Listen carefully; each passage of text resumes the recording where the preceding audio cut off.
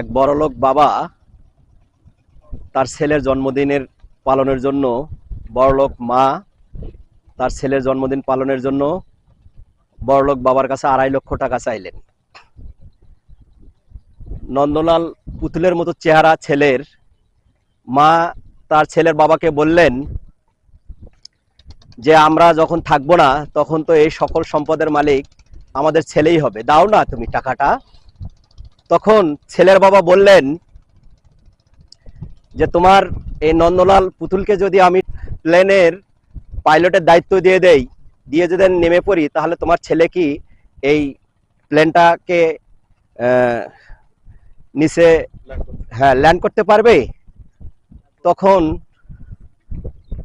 ছেলের বাবা বললেন যে আমি রাজি আছি তোমার ছেলেকে 2.5 লক্ষ টাকা দিতে জন্মদিন পালন করার জন্য, কিন্তু শর্ত আছে একটাই, ছেলে যদি আমাকে বিনা পুঁজিতে 250 টাকা ইনকাম করে দিতে পারে, তাহলে তোমার ছেলেকে আমি জন্মদিন পালনের জন্য 2.5 লক্ষ টাকাই দেব।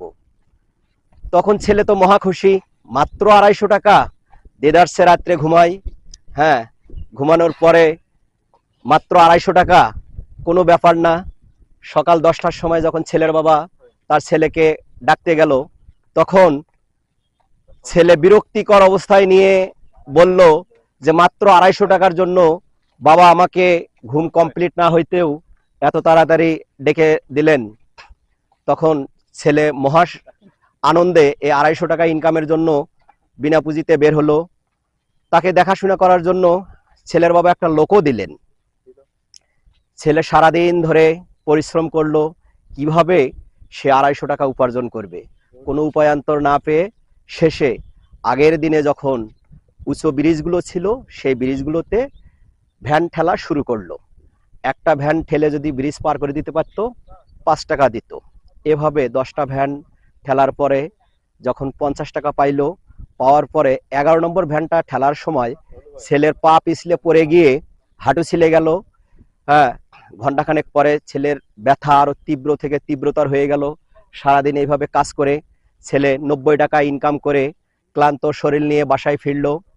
বাসায় ফেরার পরে ছেলে তার বাবাকে বলল, বাবা আমি পারলাম না, সারাদিনে মাত্র এই 90টা টাকা আমি তোমার জন্য তোমাকে উপার্জন করে নিয়ে এসে দিলাম।